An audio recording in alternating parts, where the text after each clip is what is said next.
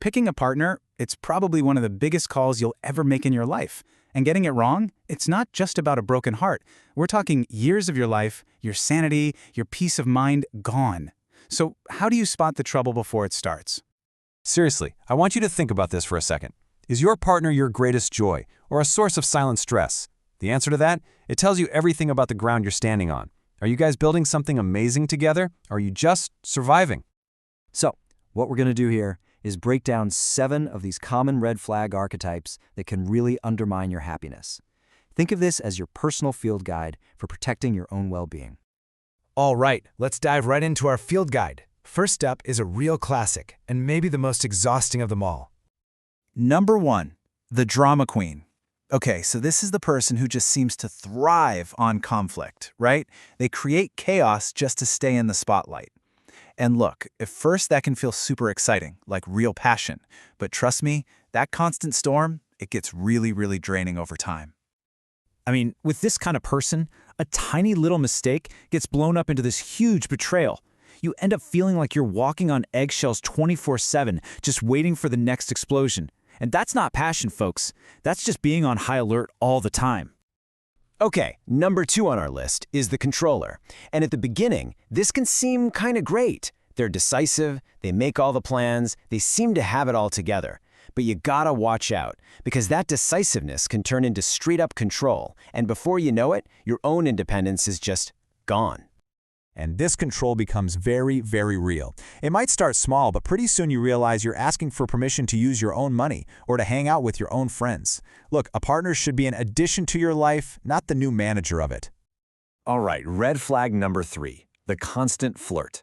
You know this person, they're charming, they're the life of every party, everybody just loves them. But here's the catch, they need that validation from everyone. So that charm isn't just for you, it's for the whole room all the time. And what does that do? It just eats away at the one thing a relationship can't survive without: trust.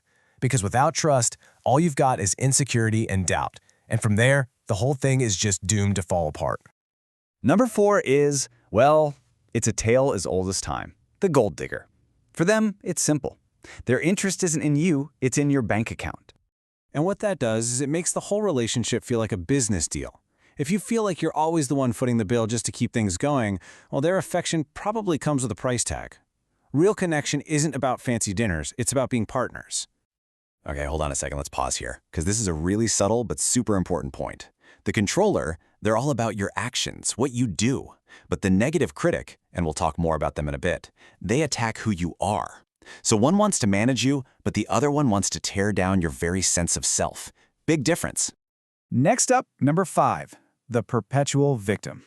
Oh man, with this person, nothing is ever their fault. Ever. They've always got a story, always someone else to blame, and at first, you feel for them, but that feeling turns into pure exhaustion fast. And let's be real, if it's always someone else's fault, guess who's someone else is eventually going to be? Yep, you. You'll find yourself saying sorry for stuff you didn't even do just to stop the fighting. It is a completely draining trap. All right, number 6 can be a tricky one to spot. The Commitment-Phobe. They're usually a blast to be around, super adventurous, always living in the moment. But the second you bring up the future, anything past next Saturday, they run for the hills. So, a totally normal step in a relationship suddenly becomes this massive, terrifying ordeal for them. And if your partner is constantly dodging any talk about a future together, that's not just a hint. That's a giant flashing sign that you two are not on the same page. And that brings us to our final red flag, number 7, the negative critic. This is the person who should be your number 1 fan, but instead, they're your harshest critic. They'll pick apart your friends, your dreams, your hobbies, basically the very things that make you who you are. At the end of the day, a relationship is supposed to build you up, not tear you down. It should be your safe space, a place of support, not a courtroom where you're always on trial. If it feels more like a war zone than a home base, that is a huge, huge red flag. Okay, so we've gone through the list of what to avoid, but now for the most important part. What do you actually do with this information?